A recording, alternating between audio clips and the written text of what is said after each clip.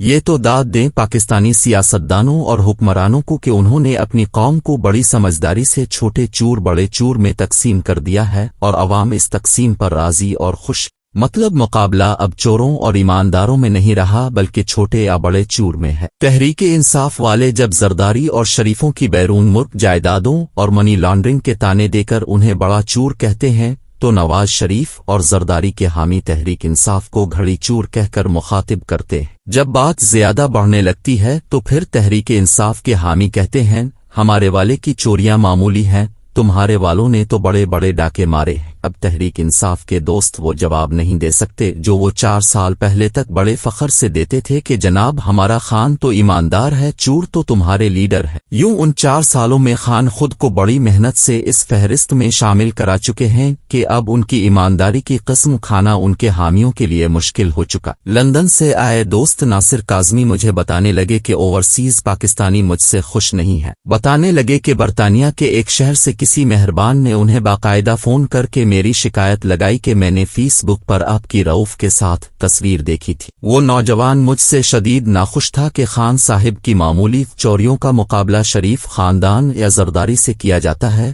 میں نے کہا کاظمی بھائی یہ داد تو دیں ان لیڈروں کو کہ انہوں نے لندن اور امریکہ کے جدید جمہوری معاشروں میں رہنے والوں کو قائل کر لیا ہے کہ کسی بھی سرونگ یا سابق وزیر اعظم کے چھوٹی موٹی چوریاں کرنے سے فرق نہیں پڑتا۔ میں نے کہا اس سال میں جولائی اگست میں امریکہ گیا تو اوورسیز دوستوں کے پاس عمران خان دور میں ہونے والی کرپشن کی بات ہوتی تھی تو وہ فوراً کہتے چھوڑیں جی یہ چھوٹی موٹی چوری ہے، مطلب ہمارا لیڈر چھوٹا چور ہے، اسے چھوڑی بڑے چوروں کی بات کریں۔ میں نے کہا کاظمی صاحب دراصل عمران خان کو بڑا ایڈوانٹیج ہے کہ وہ ابھی ایک دفعہ وزیر اعظم بنے 3 سال کے لیے، ان کے مخالفین 3 دفعہ وزیر اعظم بن چکے اور 3 حکومتوں میں جو کارنامے تھے وہ سب سامنے آ چکے، لیکن عمران خان ابھی ایک دفعہ وزیر اعظم بنے ہیں اور وہ شریفوں اور زرداری کے مقابلے پر بہت شریف لگتے ہیں، ورنہ قصر خان صاحب کے دور میں بھی کوئی نہیں تھی چاہے وہ پہلی دفعہ وزیر اعظم بنے تھے۔ اگر کسی کو یاد ہو تو جب 1991 میں نواز شریف وزیر اعظم بنے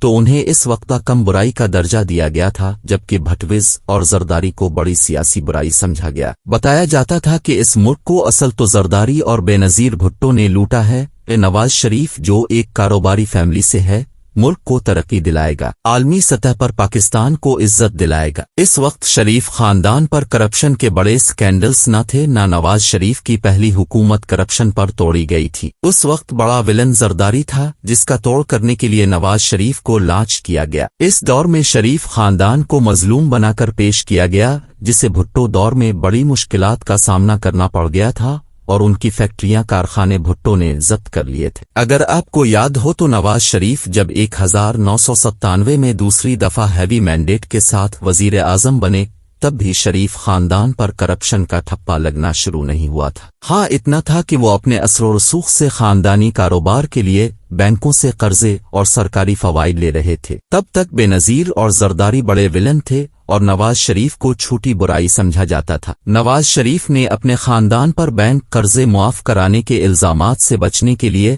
وزیر اعظم بننے کے فوراً بعد قرض اتارو مکسنوارو کے نام سے تحریک شروع کر دی اور اپنی اتفاق فاونڈری جو بینکوں سے 4 ارب روپے قرض لینے کے کام آئی تھی کو بھی بینکوں کے حوالے کرنے کا اعلان کر دیا تاکہ لون سیٹل ہو۔ یوں ان اعلانات سے نواز شریف پوری قوم کے ہیرو بن گئے۔ یہ الگ واردات تھی کہ اتفاق فاونڈری کی زمین بینکوں کو قرض سیٹل کرنے کے لیے دے کر اپنے ایک عزیز کو اس کی فروخت کے خلاف سٹے آرڈر دلا دیا اور برسوں بعد وطن واپس پہنچ کر وہ زمین واپس لے کر بینکوں کو 4 ارب واپس کر کے اس پراپرٹی کو صنعتی سے رہائشی کا درجہ دے کر ہاؤسنگ سوسائٹی میں تبدیل کرا دیا۔ رند کے رند رہے ہاتھ سے جنت نہ گئی۔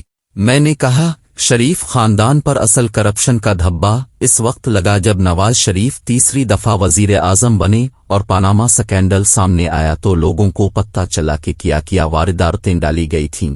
پہلی دفعہ لوگوں کو احساس ہوا کہ کس پیمانے پر کام ہوا۔ मजे की बात यह है कि सारा काम नवाज शरीफ की पहली हुकूमत से हो रहा था। इस वक्त ही लंदन के फ्लैट्स ऑफशोर कंपनियों के जरिए खरीदे गए, जिनका इंकिशाफ अब 2016 में हो रहा था। 24 बरस लगे शरीफ खानदान की दुनिया भर में जायदादों की तफसीलात सामने आने में। ये इस दौर में खरीदे गए जब शरीफ खानदान को जरदारी और बेनजीर के मुकाबले में कम बुराई का दर्जा देते, क्योंकि इस वक्त जरदारी पर $80 मिलियन की मनी लॉन्ड्रिंग का मुकदमा चल रहा था। यूं 2016 में पहली दफा लोगों को एहसास हुआ कि शरीफ खानदान की हुकूमतें ज्यादा बड़ी बुराई थीं और उनके मुकाबले में इमरान खान उभरे तो उनका तस्सुर ऐसा बना कि वो तो बिल्कुल बुराई नहीं है, बल्कि उनके क्रेडिट पर तो कैंसर अस्पताल, निमल यूनिवर्सिटी और वर्ल्ड कप है। यूं इमरान खान को इस तरह सामने लाया गया कि वो शरीफ खानदान की करप्शन का खात्मा करेंगे और उन्हें सजाएं दिलाएंगी, जैसे 1990 की दहाई में नवाज शरीफ को जरदारी और बेनजीर भुट्टो के मुकाबले में वजदार लीडर के तौर पर लॉन्च किया गया था। लोगों का ख्याल था कि इमरान खान तो इतना ईमानदार है कि वो वजीर आजम हाउस में पानी भी सरकारी खर्च से नहीं पीता। जब खान साहिब की हुकूमत शुरू हुई तो मीडिया को कहा गया कि पहले 100 दिन हमें कुछ नहीं कहना, फिर कहा गया 6 माह, फिर 1 साल और फिर कहा हमें 5 साल बाद चेक करना। इस दौरान असद उमर ने वजीर खजाना होकर लोगों से नाम पर इकट्ठे किए गए 300 अरब रुपए अपने और इमरान खान के कारोबारी दोस्तों को मुआफ किए। शुगर वालों को 4 अरब देकर चीनी बाहर भिजवाई और उसकी कीमत 52 रुपए से 100 रुपए की उबूर कर गई। LNG जो $3 पर मिल रही थी वो असद उमर ने नहीं खरीदने दी, जो बाद में $41 पर खरीदी गई। IPP स्कैंडल में 2000 अरब से जायद अदायगियां हुई। यारों दोस्तों, ATMs को वजीर मुशीर बनाया गया और सबसे बढ़कर पंजाब में बुजदार, मानिका और गजरों ने काम दिखाए और रही सही कसर तोशा खाने की लूट सेल में पूरी हो गई। वो खान जो 4 साल पहले इस नारे के साथ आया था कि इस जैसा कोई ईमानदार नहीं, अब इसके हामी मजबूरन आमानी पर तैयार हैं कि वो शरीफों के मुकाबले में छोटी बुराई है। वो बिल्कुल ठीक कहते हैं। कभी ऐसे ही नवाज शरीफ पहली दफा वजीर आजम बनने पर जरदारी बेनजीर से कम बुराई था। खान साहिब को 3 दफा वजीर आजम बनने दें, वो दिन भी आएगा जब लोग कहेंगे खान बड़ी बुराई है, लेकिन देखो इसका नया सियासी मुखालिफ कम बुराई है।